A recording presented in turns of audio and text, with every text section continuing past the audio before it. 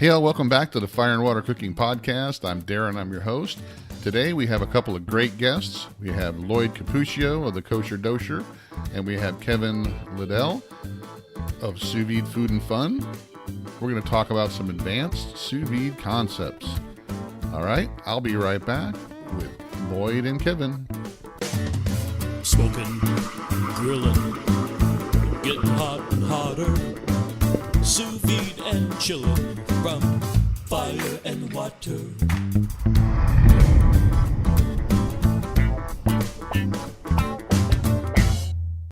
Hey all, this is Darren, and I want to take a minute to talk to you about Masterclass.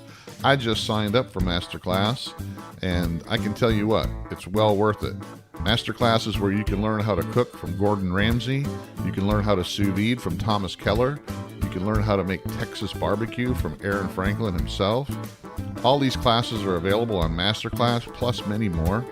Masterclass has great video content, interactive assignments, social interaction with the Masterclass community, all for just one fee. You can either buy each individual class for $90 each, or you can sign up for the annual pass, which gives you access to all their classes for just $180. And that's what I signed up for.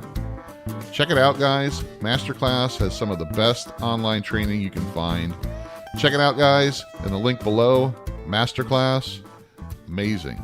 Now on to the show. Welcome back to the Fire and Water Cooking Podcast. I'm Darren, I'm your host, and today we got a couple of great guests.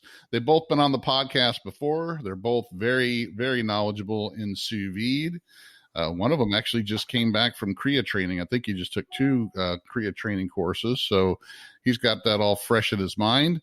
I want to welcome first Lloyd Cuppicia and then Kevin Liddell. Kevin Liddell, I'm sorry, Liddell, right? That's how it's pronounced in the old country. All right. Lloyd, Awesome. Give us a brief history of you again, real quick.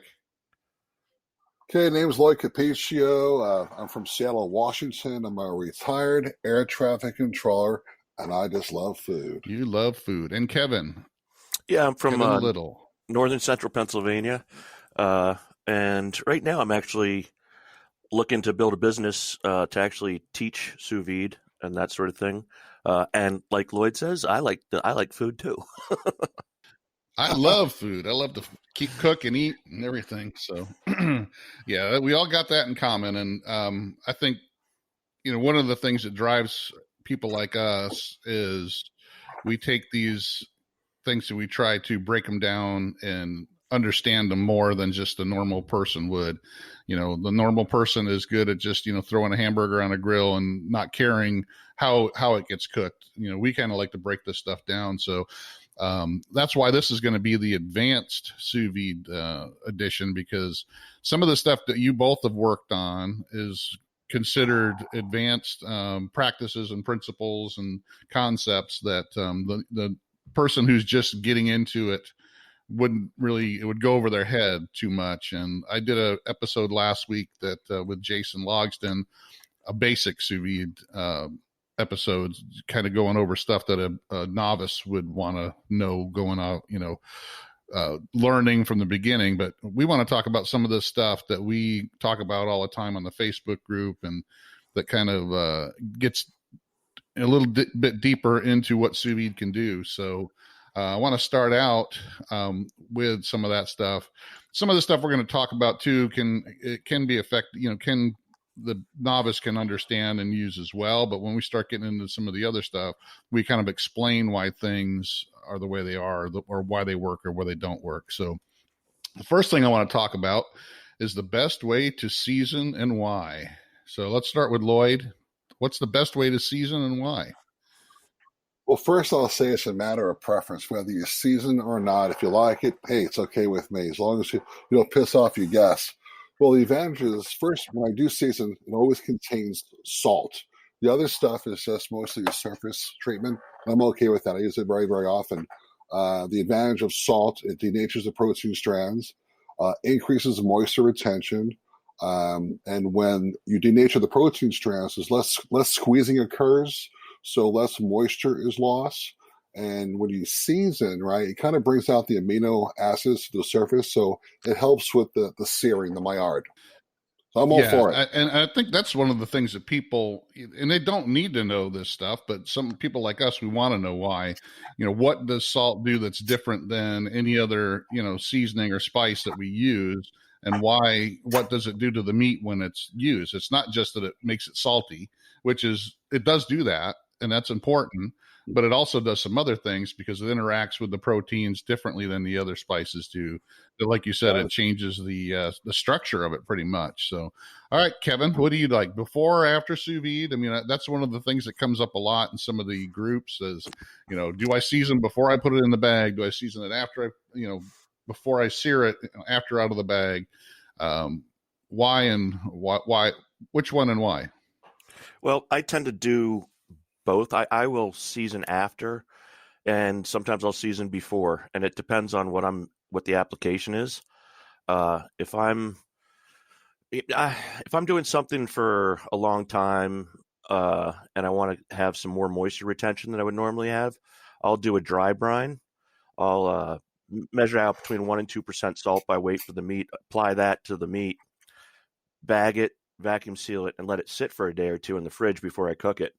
And then I'll cook it, and I won't season that after I take it out of the bag and sear it. It also depends, if I'm getting something that's going to put a lot of moisture on. If I season that beforehand and when I'm like Lloyd, when I'm talking about seasoning, I basically mean salt. It's the only rock we eat, and it's a lovely rock. But I'll season. If I season something beforehand, I will. It gets hard to tell how much seasoning you lose into the purge in the bag. So you might have to season afterwards because you've lost a certain percentage of that salt into the liquid.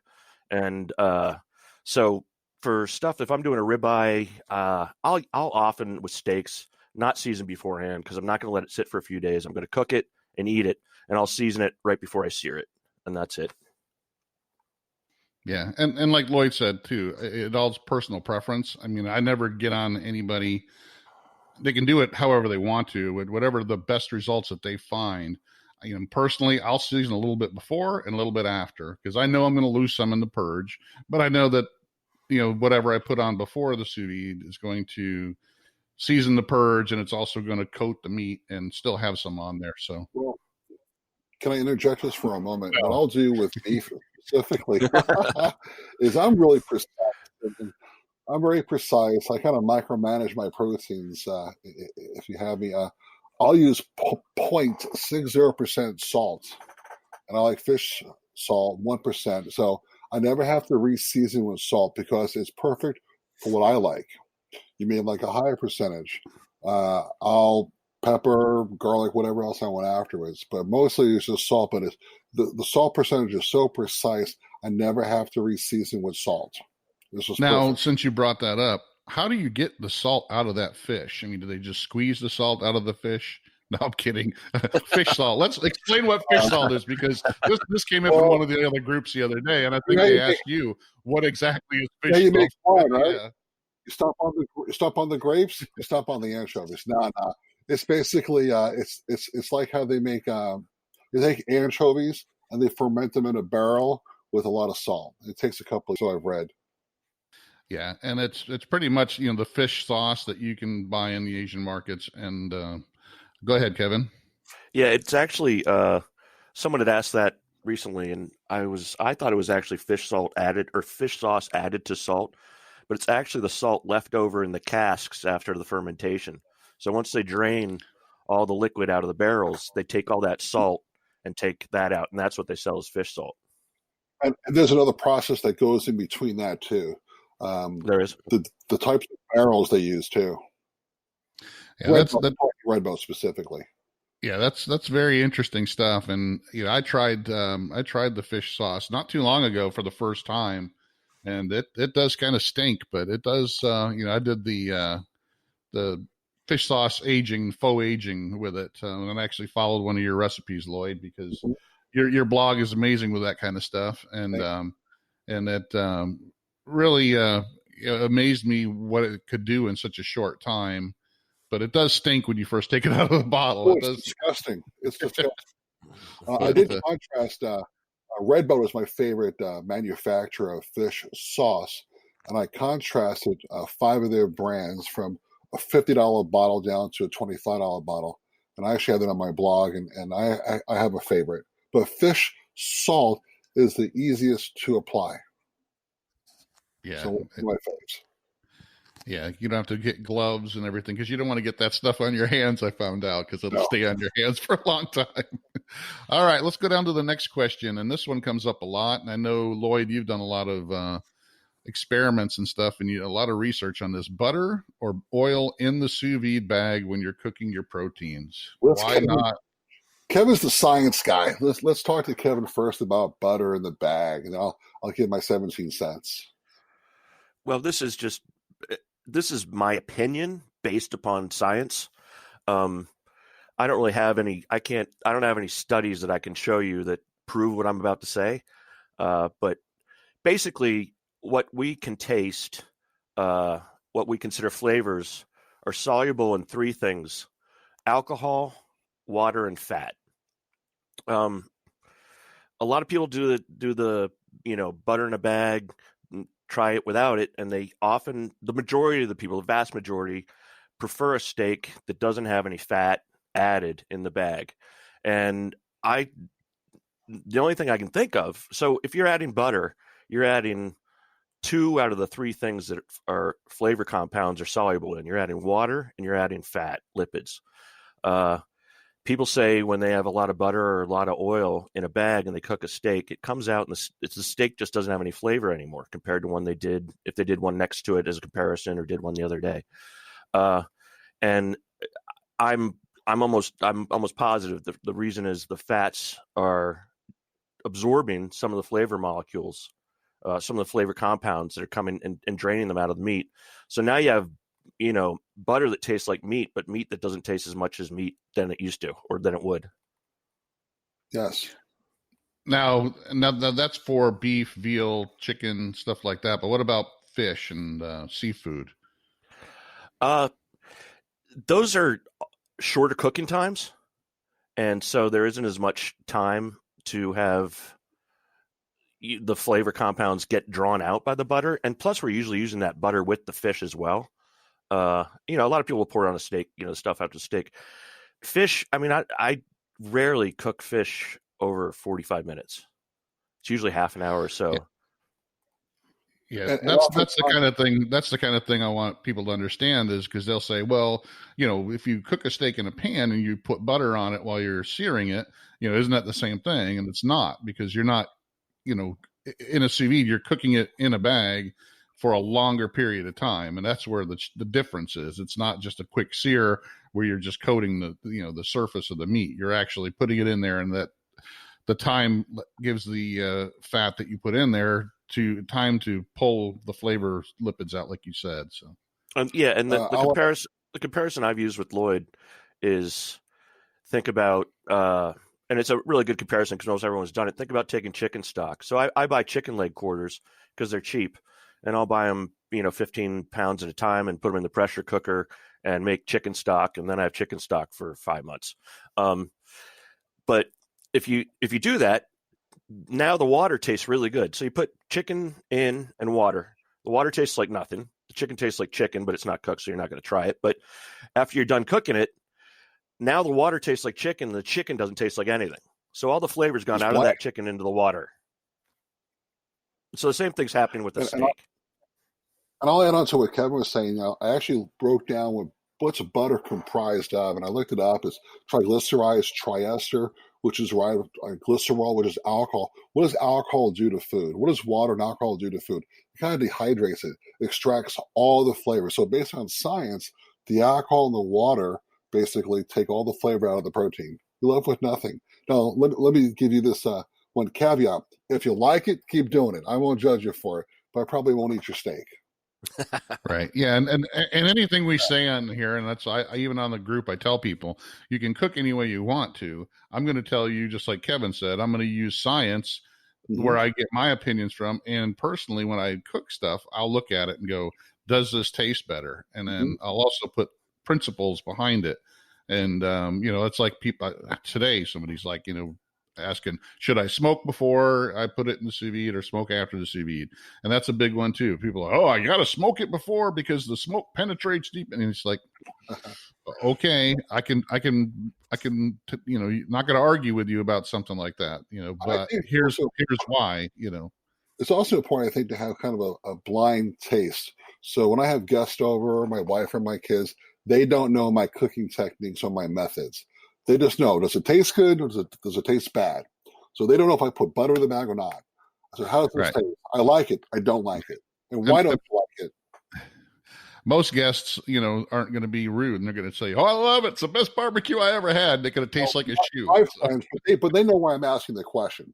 I invite them over for a taste test. So I tell them, be brutally honest with me. Does it taste like crap or is it good? Yeah, exactly. All right, so let's move along here. This is along the same line, and we see this all the time, and I think we had a conversation about this the other day, Lloyd. We did.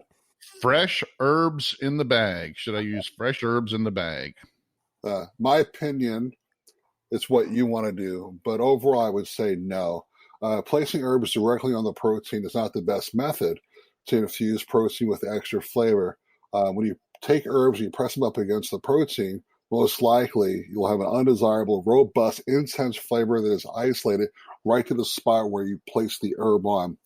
The flavors that are extracted from the herb onto the meat, it perfumes it just a little bit, right? But overall, that one spot has a very harsh flavor. It's like putting a whole clove of garlic in the bag, right? That one spot on the protein will have a robust flavor, but the rest of the meat will not have any, a flavor. What you can do, alternatively, is you could grind the herbs up with salt and apply them directly to the protein. That way it'll perfume the entire meat. Now, perfume meaning it hasn't penetrated the meat, but it will perfume it. Thomas Keller's Sous Vide chefs, one of the things they do, and I've tried it and it works very, very well, is you get a plastic sachet, plastic wrap folded over, herbs in the middle, poke some holes through it, put that inside the bag. That way no herbs are directly touching the protein. And then as the meat cooks, the proteins release moisture, juices, they interact with the herbs, and it perfumes the meat. Yeah, it makes like a soup, and that's why I use if I'm gonna season, I use dried herbs and ground rosemary, ground thyme that's dried, because it's going to season the purge and the outside of the protein. I see people put slices of onions on stuff, in the back, and it's like, how does that even make sense? All you're going to do is have that onion like right on that one spot. Or lemon, slices of lemon across the top of the fish. Yeah, it may look cool, but it's not put lemon juice in. It's going to be a lot better idea than putting, or even lemon zest and mix it in with some dried stuff. But lemon zest would be better. Yeah. So I mean, what about you, Kevin? We don't want to hog this one. Oh no, I really don't. I don't put herbs in at all. Fresh herbs. I tried it, played around with it, and it was just an expensive way of throwing herbs away. I've never had the situation where, I've taken big bunches of rosemary, put them in on a steak, and cooked it, and I could not taste any rosemary. I couldn't taste it on the spot where it was. There was no smell coming out of the bag. Nothing. I had nothing that smelled or tasted like rosemary. Traditionally, I've always cooked, especially with fresh herbs. If you're with this method of cooking, you're cooking for a relatively long time usually, and I think it just murders the herbs. Fresh rosemary, you take some fresh rosemary leaves and squish them between your fingers. That smells like a pine tree, and I mean it hits you full force. Pull that stuff out of the bag and squish it between your fingers and try smelling that. You won't smell anything. I don't get any flavor or any aroma out of the fresh herbs. I played around with it, and I just decided it's not something I'm going to spend money on because I don't see any benefit to it. Yeah, and it's a lot different than searing it in butter when you're searing a steak. People do that. I mean, chefs do that all the time because you're extracting the flavor out of that, fresh herb right there in the pan. You're cooking at a hotter temperature. You're extracting it out into the fat. The fat's coating the meat. You're going to get the flavor out of it, but and you're not in a bag. You're not cooking it for hours in the pan. Right. You're cooking it for minutes. If you wanted to, you could infuse the butter or the fat with the herbs. Yeah, compound butter, right? Well, not a compound butter. If you wanted to, you could actually take butter, put it in a bag, throw your herbs in there, put it in the water bath for several hours, strain it. Now you've got flavored fat or oil. So when you saute or sear, you can use that as your searing method. You can actually flavor the surface with that herb a little bit. Yeah. So disclaimer again, so everybody doesn't get offended. You can cook any way you want, but some of these things we're bringing up is because there are scientific reasons. There's commonsensical reasons why it's not a good idea to do some of these things. But if you want to, you're more than welcome to. All right, let's go to adjusting times and temps for fattier cuts versus lean cuts. I know this comes up a lot too. Everybody thinks that, for a medium rare steak, they got to cook it at 129 degrees for 3 or 4 hours or 2 or 3 hours. And if you cook it at 134, it's not medium rare anymore. What do you say, Lloyd? I know we've talked about this before. So leaner cuts, less time, if you like, on the rarer side. Fattier cuts, higher temperatures. So, for example, New York's for me, 128. Ribeyes, depending on the quality of the type of fat, 133 to 135. Fattier steaks can withstand higher temperatures. And I'm not going to say the word render, because Kevin and I actually talked about this. It doesn't necessarily render the fat per se, but it does soften it. So during the sear, it's edible. If you cook a ribeye at 129, again, this is my opinion, and you cook it for 3 to 5 hours, yeah, the steak's perfectly at 129, but the fat is still hard. So even after the sear, it doesn't taste very good. And also, all the connective tissues inside really do melt better at the higher temperatures, in my opinion. Fatty cuts, temperatures. Kevin? Yeah, I'm with Lloyd. Lloyd and I had discussed this. It's been probably a couple of years. He and I think we both had the same sort of experience. We'd both gone to top end steakhouses, and I was at one down in Sarasota, Florida, and I think it was Capitol Grill or something. Anyway, I ordered rare for a Delmonico, and the waiter was like, "I would recommend you actually order that a higher end of medium rare to lower end of medium." And he explained to me. He said, and he explained it exactly what Lloyd said, how, the softening of the fat.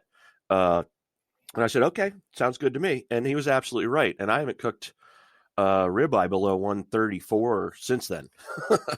And that's, and like Lloyd said, the fattier cuts can handle the higher temperature because they have the moisture from the fat. I think it's an interesting thing. And it was also, I think a lot of people talk about, you hear it all the time, fat equals flavor. Fat, like I said earlier, is one of those things that these flavor compounds can be dissolved into and carry those. And for some reason, when we're eating beef and we get some intramuscular or extramuscular, whatever, if there's fat in there, it tastes beefier to us. But I would challenge anyone to try some pure rendered pork lard and take a teaspoonful of that when it's warm and tell me that tastes good. It really doesn't taste much at all. It's a mouthfeel thing. So it has to be a combination of having the protein mixed in with the fat to get the flavor that you're looking for. Because just pure rendered beef fat or, chicken fat has a little chicken flavor to it, but it doesn't taste as much like chicken as chicken does. So that's just sort of, fat is flavor, but fat adds to flavor. It enhances the flavor, because otherwise people would be eating beef fat all the time. or right. you can't just add beef fat onto a tenderloin, which is a real lean cut of meat, and now all of a sudden it's going to taste beefier. This actually goes on to our previous conversation about butter in the bag or fat in the bag. Think about it. If you cut off a chunk of beef fat and render it and taste it, it doesn't taste that great. But during the cook, I believe that the fat is absorbing some of the beef flavor. So when you actually bite into the piece of fat that was cooked next to the beef, the burst of beef flavor in your mouth is what I think happens.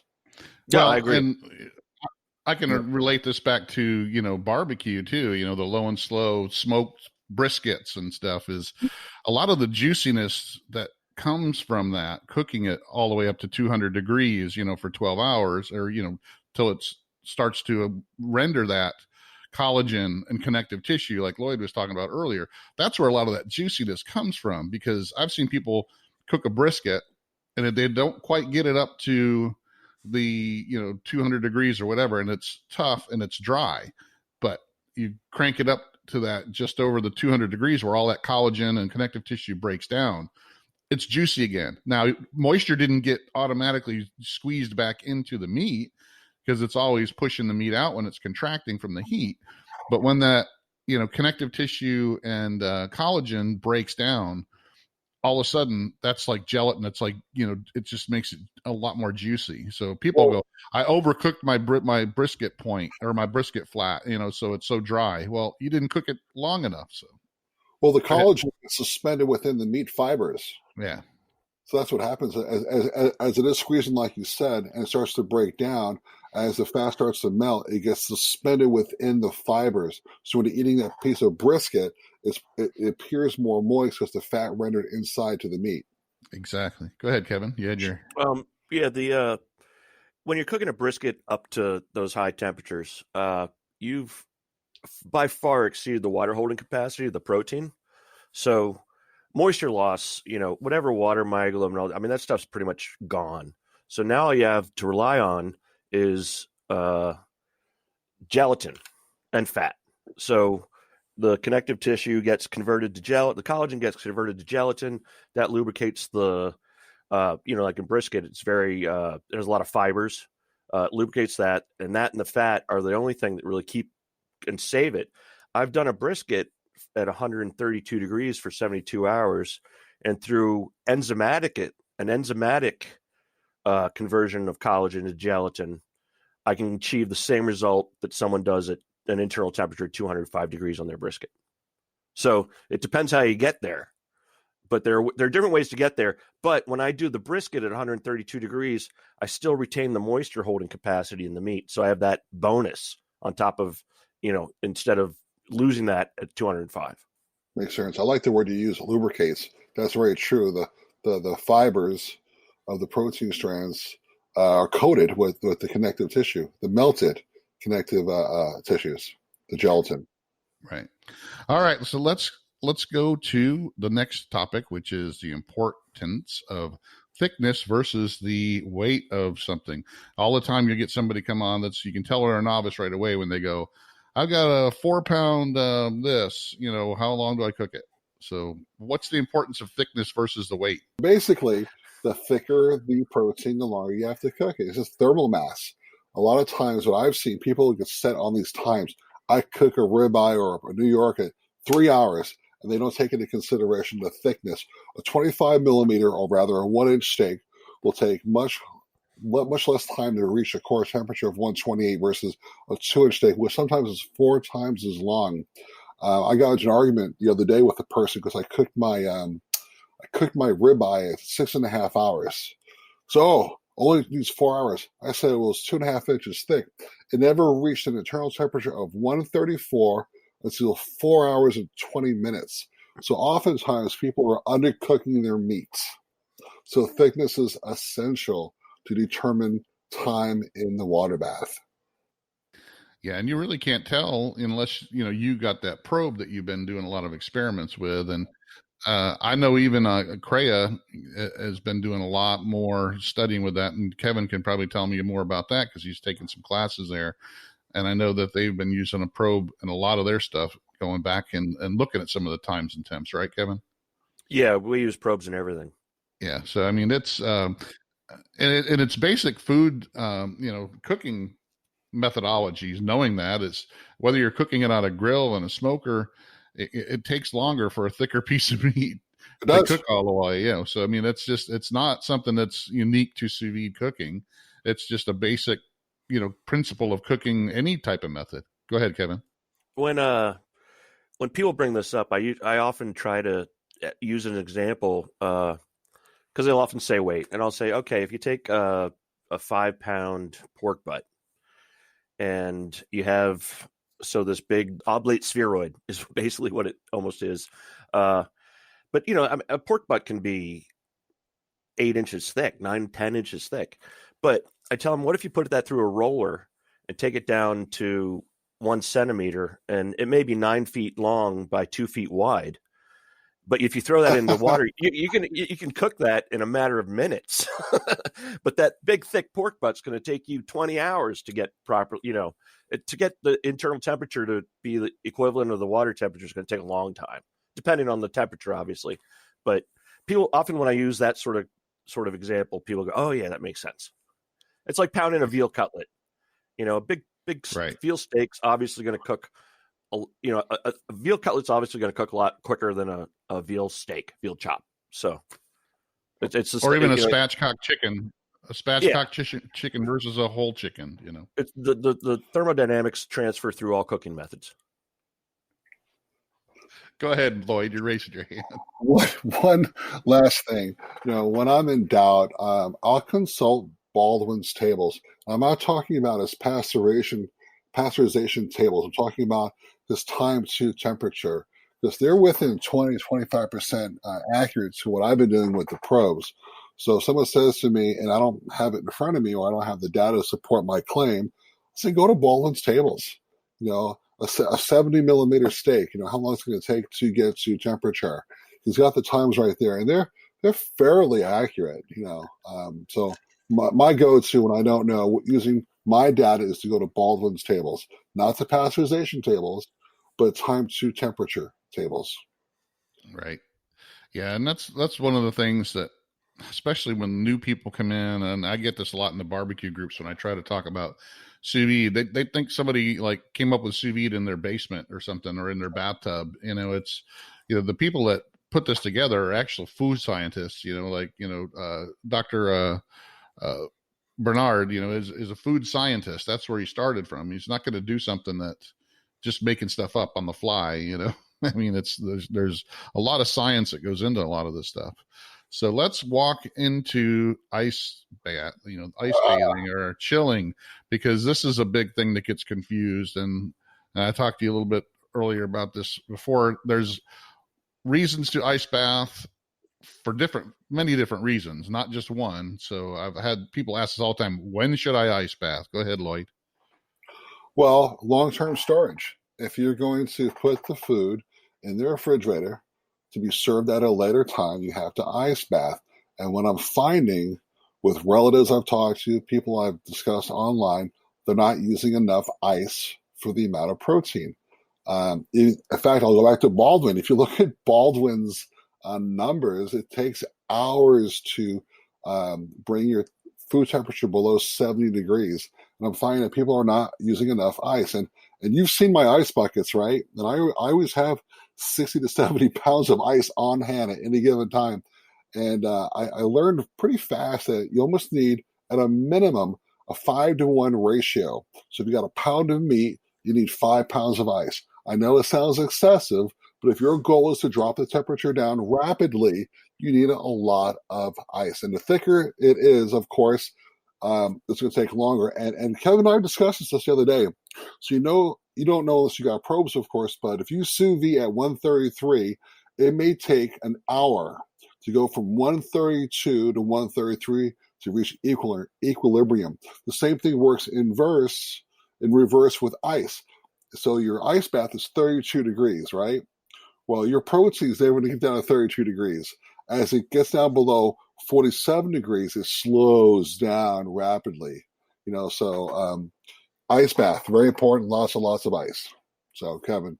Well, and also, thickness comes into play there as well. Just like thickness is important when you're cooking it, when you're chilling it. If it's a really thin piece of meat, it's going to chill a lot quicker than, a big, thick roast.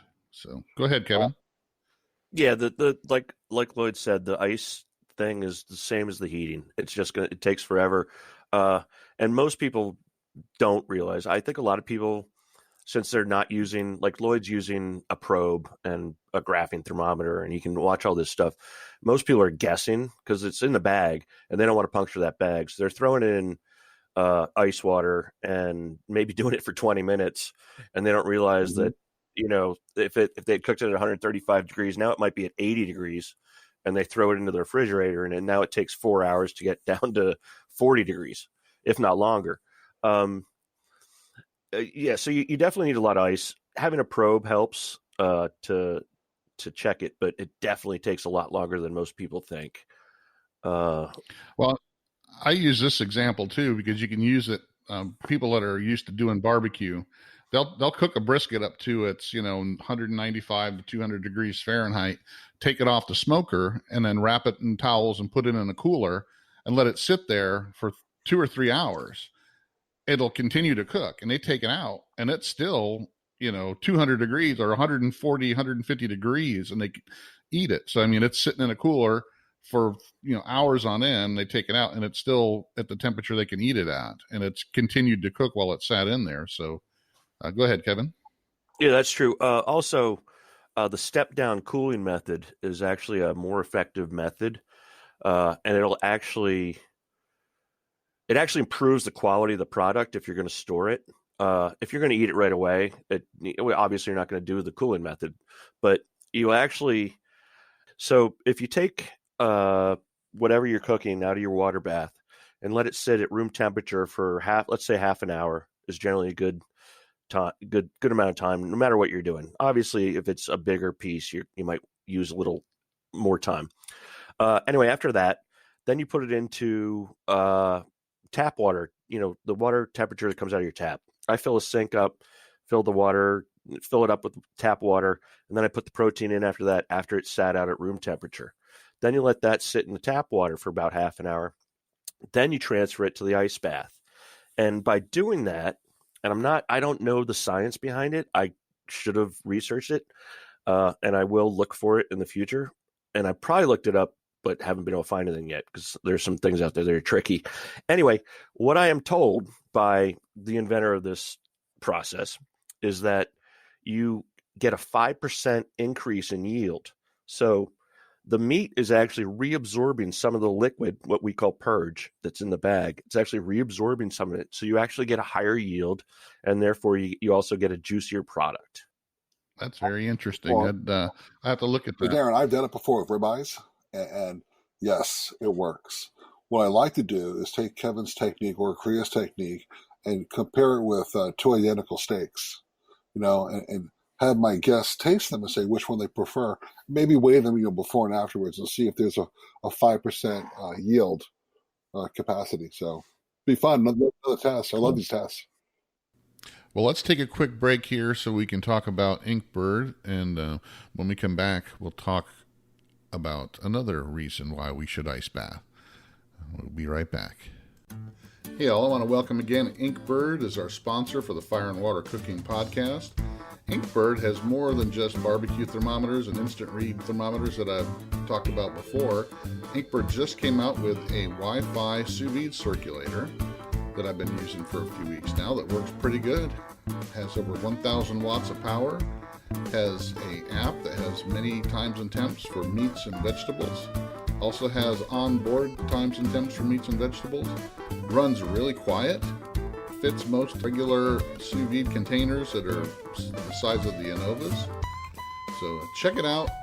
Look below. There's a link with a code for 30% off of the Amazon price that makes it under $60 right now. So check out the Inkbird Wi-Fi sous vide circulator in the description below. Back to our program. So now let's talk about using an ice bath for searing, because you're still you want to eat it right away, but a lot of people will say you have to ice bath it before you sear it, or you're going to overcook it. Well, I'm glad you brought this up, because I just ran an experiment last night, and my opinion might be changing, but my canned response to everyone as to why we shock before we sear, and I wrote it down because I use it often. If you don't shock first, you're adding heat to a protein that is already at its optimum temperature, which means it is going to go higher than the sous vide process temperature. Well, a friend of mine in one of the groups said, Lloyd, run an experiment for me. So I took 4 steaks, and I've only done 2 so far. And I kept them between, I think they measured between 28 and 33 millimeters. The first steak, I basically sat on the counter. 5 minutes on one side. Now it's tile, so it's much colder. 5 minutes each side. Cut the bag open, dry it off very, very well. Put pepper on it, threw it in my my skillet, seared it for 90 seconds, 30 seconds top and bottom, 7.5 seconds in all the corners and all the sides. Port, starboard, left, and right, aft. And anyway, I took the temperature afterwards, and the temperature was almost identical to what the water temperature was, except there was more gradient color on the perimeter. The next steak I took was I did it directly out of the bath, cut it open, dried it off, threw it in the skillet. More gradient color than the 10-minute rest. But looking at it visually, there was a difference, but the taste, both tasted amazing. So I think shocking a little bit on the counter works, and I got 2 more steaks I'm going to do tomorrow. So stay tuned. I'm running about it. So that's my answer. Now, I've tried something where, like with most of my poultry, like spatchcock chicken and stuff, when I take it out of the sous vide bath, I don't chill it before I put it on the smoker. And I'll usually run my smoker, my pellet smoker or whatever, at a higher temperature, 375 to 425, because I want to try to crisp the skin up as much as possible. And what I've found, and it's kind of like what happens with the when you're cooking a brisket on a regular smoker, where you have the stall, where you got the evaporative cooling, where the meat comes up to, let's say, 160 to 165, and it sits there for 2 hours before it starts to rise. The internal temperature goes higher. And what I feel is that temperature, whatever the temperature of that meat, the chicken is, it's 148 is what I usually cook it to.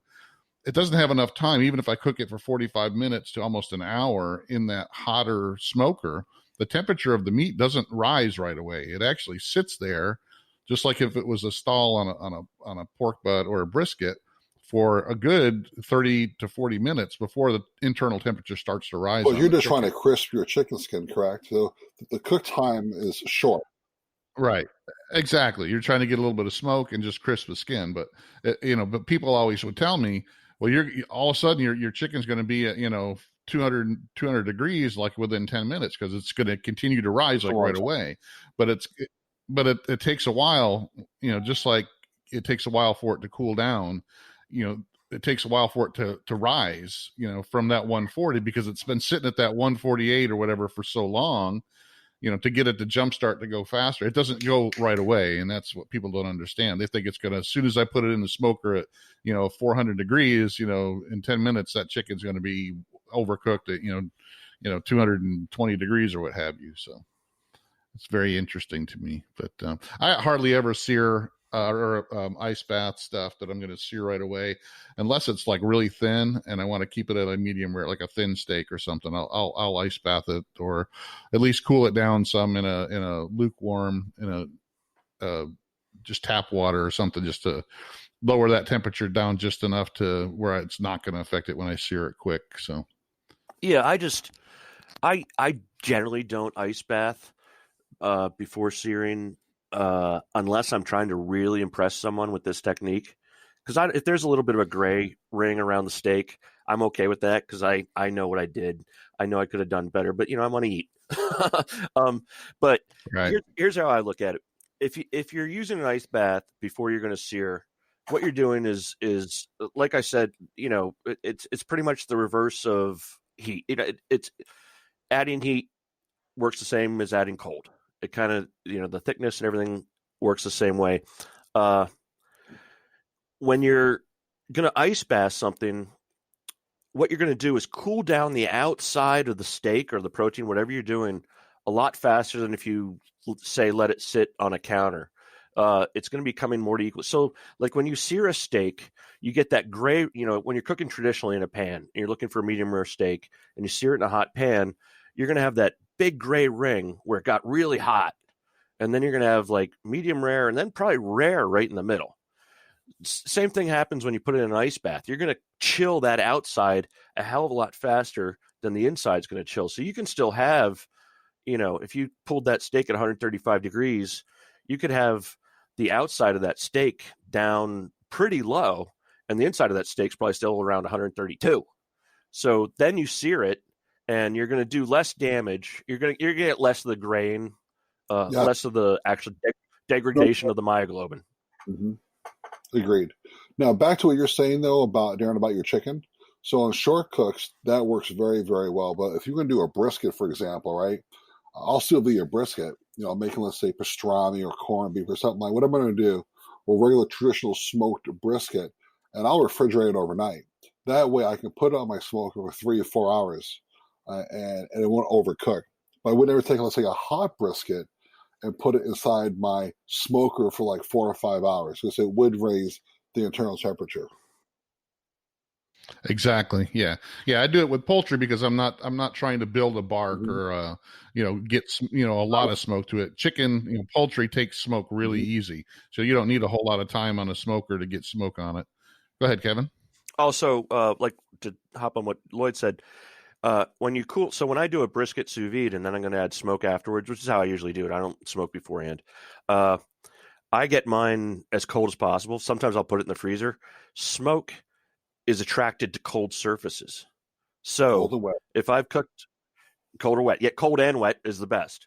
And so if I want to cook my, if I do my brisket at 132, which is what I like, 132 to 135, I don't want to exceed that temperature. So I'll put it in the freezer or the refrigerator overnight, and then I will put it in the smoker, and it'll be 100 or it'll be 36 degrees Fahrenheit, and I'll put it in the smoker and then bring it back up to 130 or whatever. But I'll get a lot more smoke on it in a shorter amount of time. Better bark. But both, better bark, better smoke, and spritz it every once in a while. It lets that smoke adhere and just makes a overall better product. I agree 100%. So let's talk about proper searing techniques, because walking into that from ice bathing, for a sear, I think it's a lot more important to remove all the moisture from especially a steak or a chicken breast. If you want to get that really great Maillard reaction, it's a lot more important to get as much moisture off of it as possible than to cool it down or what have you, especially if it's on a thicker steak. Agreed? Lloyd? Well, I have opinions on that. Surprise, surprise. So let's be honest. What is searing? What is searing? It only happens after all the surface water has evaporated, right? So water boils at 212. So the drier the steak is, the quicker the Maillard will happen. So if you start out with a very, very dry steak, and I'll go as far as I'll use paper towels or dry it off, and I'll put it in front of a fan for 10 minutes. That surface is dry. I'm extreme, I know. That way it spends actually less time in the pan so it doesn't overcook. So, for example, if you use my technique, it may only take a 45-second sear on both sides. Versus the person doesn't dry very well, it may take 55 seconds to get that sear, the Maillard, which means you could possibly overcook your meat. So, very high temperature. Very high. Exactly. And use a little bit of oil. I'm a big mayo fan, personally. Mayo and a little bit of avocado oil. So maybe they should make an avocado oil mayo. That'd be cool. Yeah, We got to make that. They do. Oh, do they? I know they do olive oil. They one, do. So. Yeah. So look, Kevin, get in on this. So when I was at Korea, the searing technique they talk about is we do a pre-sear. Well, they do a pre-sear and a post-sear. And like Lloyd said, you want to dry the meat. It takes an amazing amount of energy to turn water into steam, and that's why it takes so long to sear something if you don't dry it. And that's why you'll end up overcooking and getting that gray ring, which kind of makes the whole effort useless. I mean, not totally, but you want to have that nice edge-to-edge sear. So they teach the technique, and they do not want you to sear above 450 degrees. And the reasoning for that, no, it's 420 degrees, 420 degrees. The reasoning for that is based on mutagen creation. So during the Maillard reaction, you can, at higher temperatures, create these things. It's a protein reaction called mutagens, which have been shown to be cancerous in non-human primates, rats, mice, blah, blah, blah. No one's been able to prove it in humans. So they teach us to do it before and after, but at no temperature higher than 420 degrees. But there's another issue. It's not only the temperature, it's the time it's at a certain temperature. So if you sear something at a real high temperature and get the Maillard reaction a lot quicker, I think you're probably doing just as well as if you're doing it at 420 degrees. I sear on high temperature, and I'm with Lloyd. I love the mayo thing. Once I had heard about the mayo sear, I tried it. I buy the Japanese QP mayonnaise and use that, and I get amazing results. I mean, it cuts my searing time in half, and the quality is twice as good. I'll only use QP now. That's all. That's my searing mayonnaise. I've had a lot of people tell me. I told someone to use it on an A5 piece of Wagyu, and they lost their mind, and they're like, "I'm not having $100 steak taste like some crappy mayonnaise." And blah, blah. You can't taste the mayonnaise. You put an extremely thin layer. I mean, I'm using half a teaspoon on a steak, and you just smear it around, and it's an extremely thin layer. And you also don't get the problems that you get where if you add butter or oil to a hot pan and then add your steak. You've actually added the fat to the steak, and you get a lot less problem with spattering, and you don't get as much smoke. It's a lot cleaner, and it works out really well.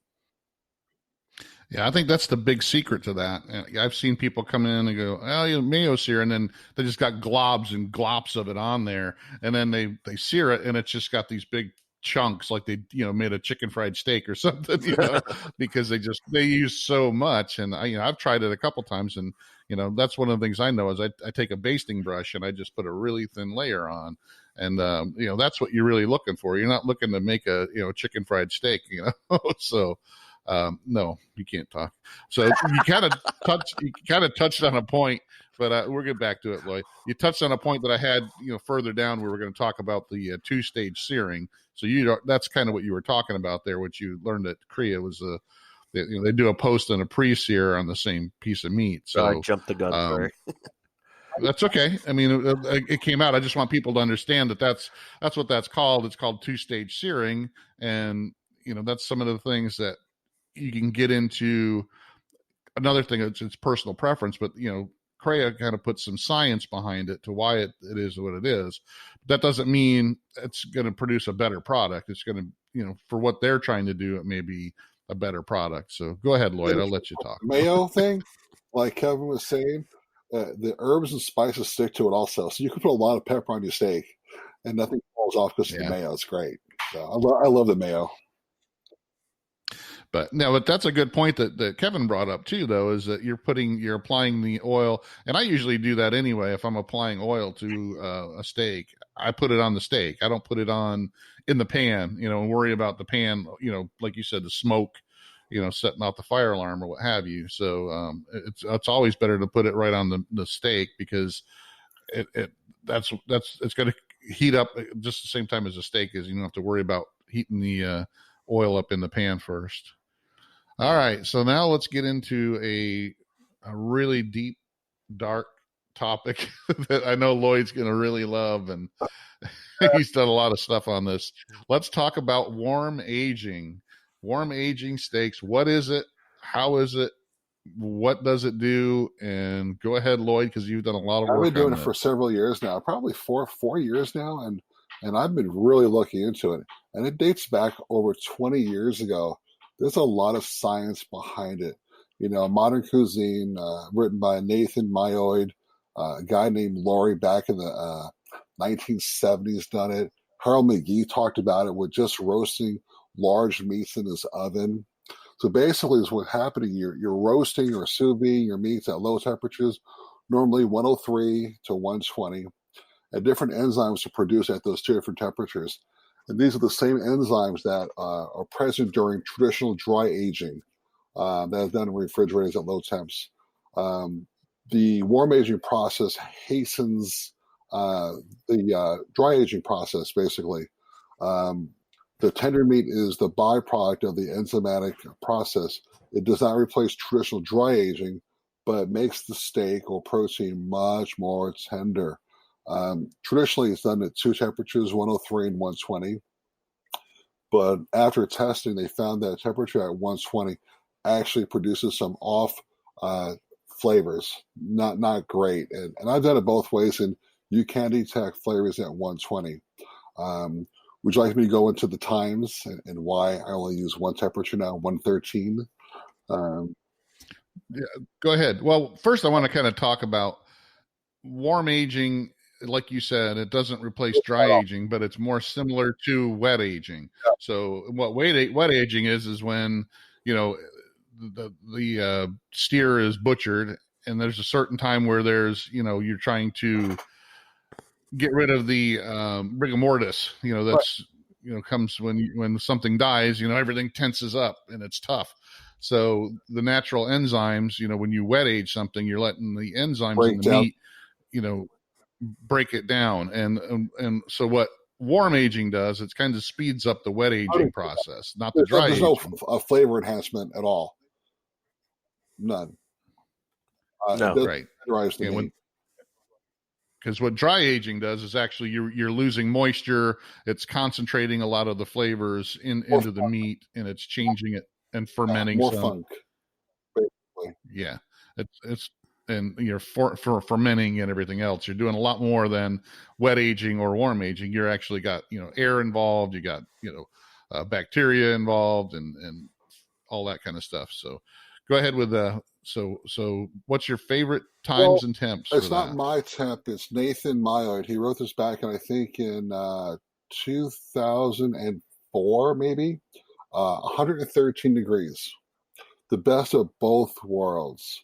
And I'll touch on that for a second. So the theory is most people will do between an hour to an hour and 30 minutes at 104, 103, and then increase the sous vide to 120, 122 degrees for another 90 minutes. Having cooked with probes, I can tell you, it does not work. If you take an 1.5-inch steak and you put it in a water bath at 104 degrees,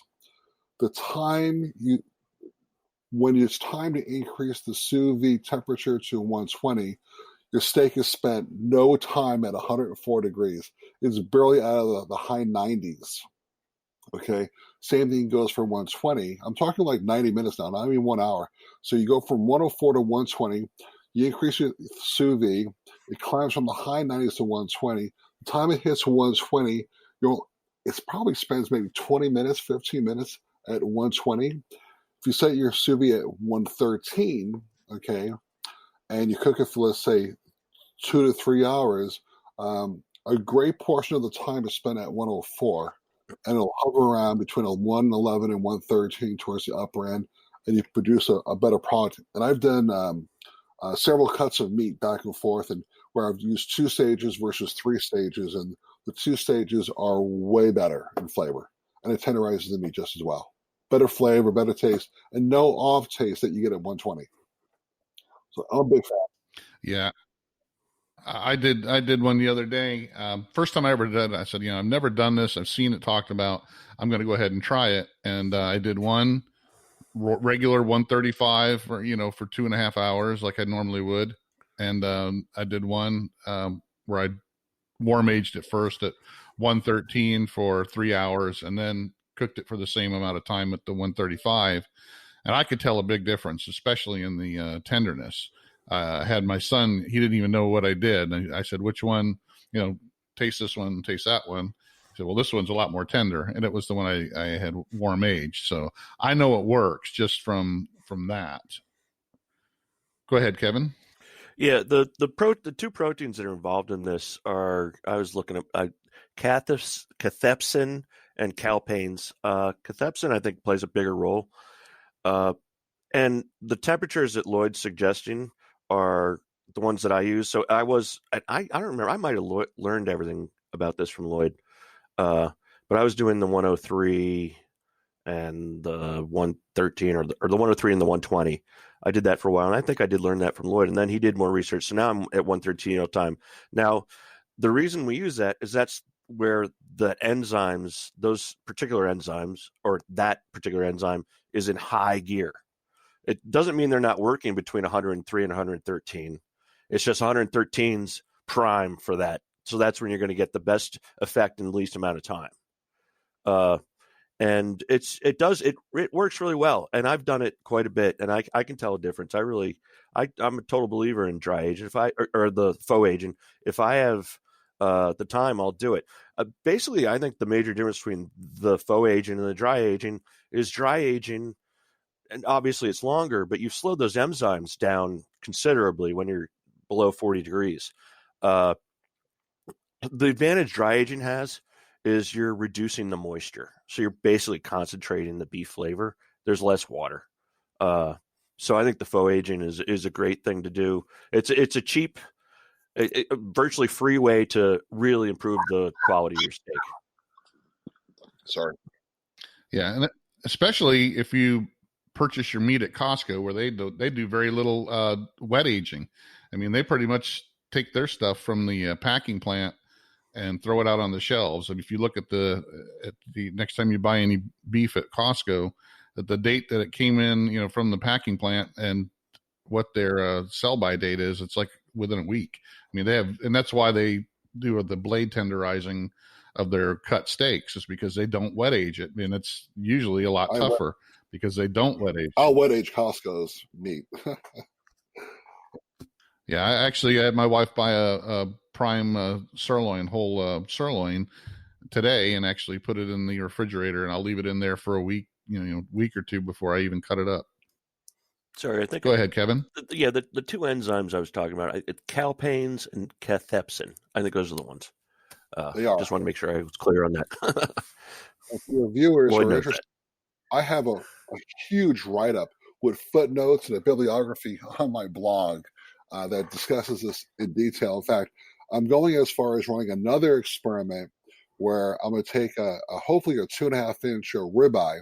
I'm going to warm age one with 2 stages and one with 3 stages, and document all the times to those temperatures, so I can be real precise with the data and let you know how long they actually spent at 103 and 120 versus 113. And another point about warm aging or 2-stage or 3-stage cooking is the moisture loss. So, for example, you could take a tri-tip, you could warm age it at 3 hours, you can process it at 133, my preferred temperature, for 7 to 8 hours. Tastes great. I can document the moisture loss. I can reproduce those same results and cook a tri-tip at 12 hours. It'll taste the same, but there's more moisture loss from the one that cooked for 12 hours. So warm aging tenderizes it, but it requires less time in the bath to get the same results as if you cooked it longer. Yeah, that was going to be one of the questions I had. What would be the difference if you just did it longer? And like you said, you lose more moisture that way. So well, I've got the math. And I've done it online. I have all the math documented and all the percentages. Well, and I'm going to have to try that on a brisket cook, because a lot of people do. They'll take brisket cooks. I think they take too long anyway. Doing 72 hours on a brisket's ridiculous to me, but I see people do it all the time. And I see, and they don't do it on their own. They'll just, they saw it somewhere where 72 hours is what you need to do on a brisket. And, I've done it when I did it like for medium rare. When I did a medium rare brisket, I did it for 72 hours. But I can see where you can use this warm aging on a brisket at the medium rare temperature and not have to do 72 hours. So I can see where that would really come into play. It'd be really hard to quantify that because briskets have so much fat. Yeah. And variation. Yes. And a lot of connective tissue and everything too. So that's another thing. Yeah, that's why brisket's so hard. There's so much variation between brisket and one brisket here and one brisket there. It's really a tough muscle to deal with. What I've done with ribeye specifically is I'll go to Costco besides wet aging, and I'll buy a big one, and I'll cut 2 steaks. They're side by side, so they're relatively identical. That's a better experiment. You take 2 almost identical steaks and apply your methods, and then contrast the differences. A little bit better technique. Yeah, because it's really hard to get 2 briskets from the same animal. All right. Well, let's go. We're kind of going to wrap up here, but I want to talk about, especially to Kevin, because you just came back from some Korea training. And, I know that's kind of where, the hotbed of new things come from, because they're always experimenting and coming up with new stuff. What's some of the higher level stuff? Well, and you also went to the Sous Vide, International Sous Vide Association Sous Vide Summit last year, where Crea brought a lot of this higher end, higher level sous vide stuff, like the with those gels and stuff that they were making. So let's talk about that. What is some of that stuff that you've seen or looked at on the higher end stuff that people don't even know that sous vide can do? Well, one of the most impressive things that I've seen lately, and they offer a whole nother course on this, is cryoconcentration. And basically what they're doing is they're taking peelings of vegetables, fruits, this sort of thing. You put them in a sous vide bag with liquid. You cook them in a sous vide bath. Now, I haven't taken this course. This is just my general understanding of it.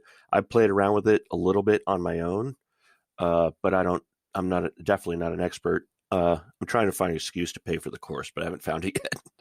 But they take this stuff, and when I was at the last training back in December, AJ Schaller brought us back and had us try some cocktails and stuff she had made, and she had done a butternut squash reduction, cryo reduction, and basically, so they take the peelings, the leftover stuff that usually goes in the garbage, put it in a bag, and there's actually a lot of flavor in all that stuff. That's often where most of the flavor is, and they put it in a bag, they sous vide it, then they do cryoconcentration, where basically they're freezing it, taking out the ice crystals, and they're concentrating it that way. So think about the one AJ, the good simile or comparison that she does is like if you go to 7-Eleven, get a slushie, and you let it sit in your car on a hot summer day, and it just sits there. What happens? All of a sudden, you have water on top, and all the flavor, all the syrup and sugar and stuff is on the bottom. So you get layers. So what they're doing is taking that layer of just water out and getting rid of that. So they're concentrating the flavor, and they'll do multiple concentrations. And some of these things you'll try, they'll do a 3x concentration, 4 or 5, and they let you try these. And all of a sudden you get into these flavors, and it's like all of a sudden, wow, you taste a tomato like you've never tasted tomato before. And I did a little bit of it when we had a really good sweet corn season this year, and I played around with it a bit. And I took some samples down to AJ when I was at my last course, and she did a bricks comparison on it.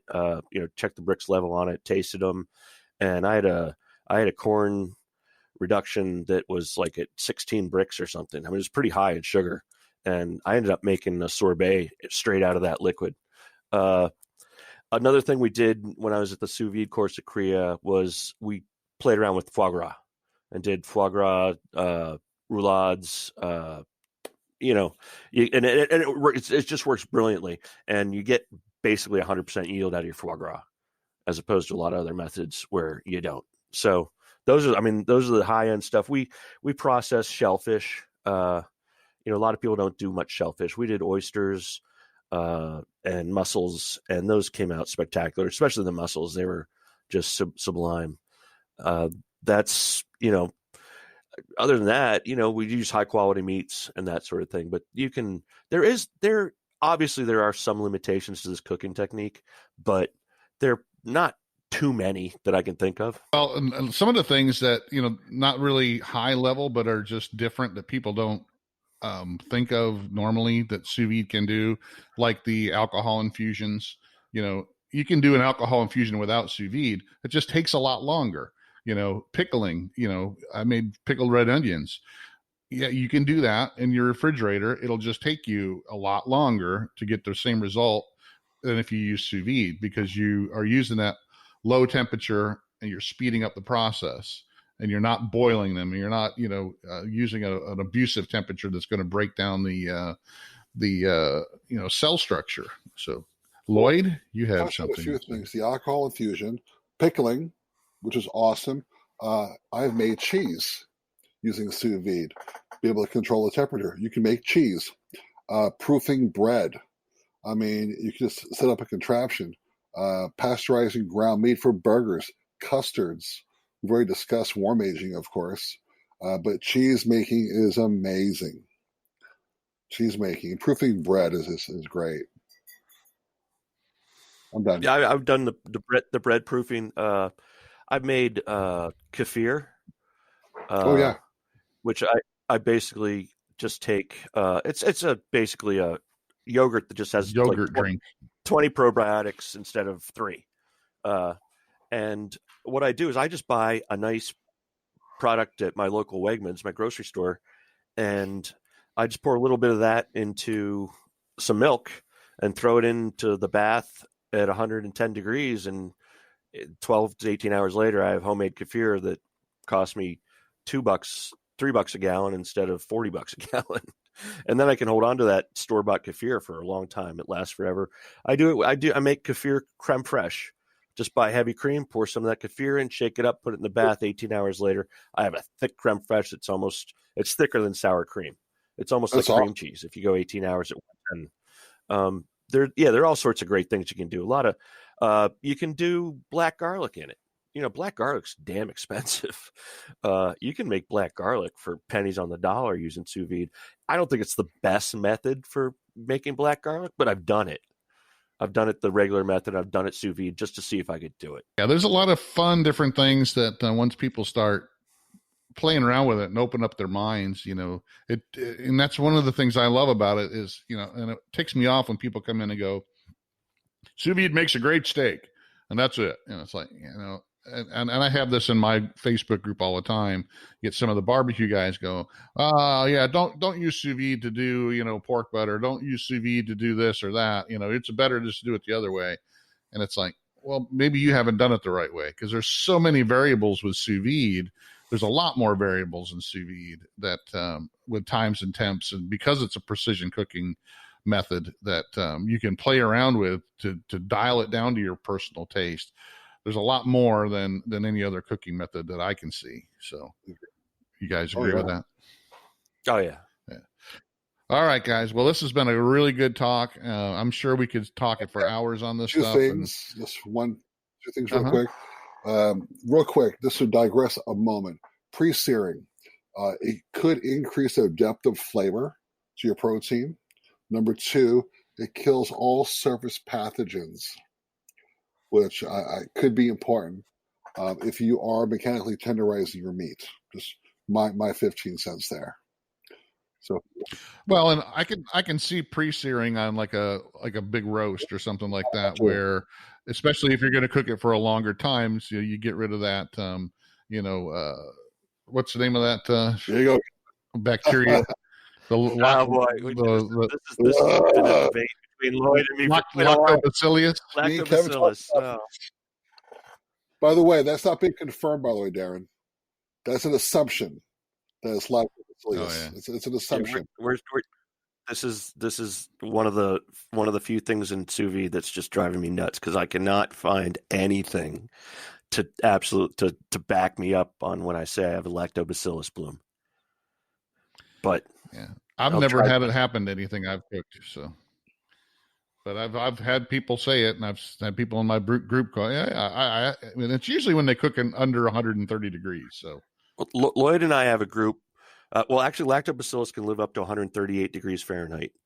Lloyd and I have a group called Sous Vide Food and Fun. If you get on there, I put a post up a few weeks ago. It raised a lot of ire from people, and I put I think they were short ribs. And they have a green tint to them for sure, if you look at the picture. So if you get on Sous Vide Food and Fun on Facebook and just type in my name and look at my previous posts, it should come up pretty recently. There's some green meat on there, and I'll tell you. But I just seared it, and it was fine. It's not a pathogen. It's actually a beneficial bacteria. That's what we make yogurt and sauerkraut. And yeah, it's a food. Yeah, we make a lot of food out of it with it. All right, guys. Well, I want to thank you both for being on here. Like Kevin said, he has a group called Sous Vide Food and Fun on Facebook, and Lloyd is also admin for that group, and also they're both in my group as well, Fire and Water Cooking. And Lloyd has his blog, The Kosher Dosher, and I'm going to link to both of those, both Kevin's group and Lloyd's blog in the description. Make sure you follow them. Lloyd's got a lot of different experiments, not just sous vide, but he does do a lot with sous vide, but he's got a lot of different food experiments, because like he said, he loves to eat. And if any of your listeners have any ideas for more experiments, run them by me. I love doing this stuff, or questions. I'm more than happy to answer. Yeah, Lloyd's retired, so he has a lot of time on his hands. I'm young. I'm young. I think I'm the oldest out of you three guys. Out of you two guys, so I'm the oldest. Not by much. And Kevin's got a lot of knowledge as well, and he's learning more. And he's actually, you said you're going to be starting a consulting business, right, for Sous Vide for restaurants? Yeah, I'm hoping to. I got to see it. It's tougher than I thought it would be, but I'll get there. Yeah, keep your nose to the grindstone. You'll get it. You definitely have a lot of knowledge, and I want to thank both you guys for being on. And I will have you on again, I'm sure, at another point, and we'll have some more things to discuss. But thanks, Lloyd Cuppicia and Kevin Liddell. I appreciate you guys being on. It's been fun. Yeah, thank you. Good being with you guys. Well, thanks again for joining us on the Fire and Water Cooking Podcast. I want to thank Lloyd Cuppicia and Kevin Liddell one more time. Check out their links below. Plenty of sous vide information. Make sure you also follow us, the Fire and Water Cooking channel on YouTube. Follow us on Facebook. We have a group and a page, fast growing. And make sure you like and subscribe and follow this podcast. I'll see you again on the next Fire and Water Cooking Podcast.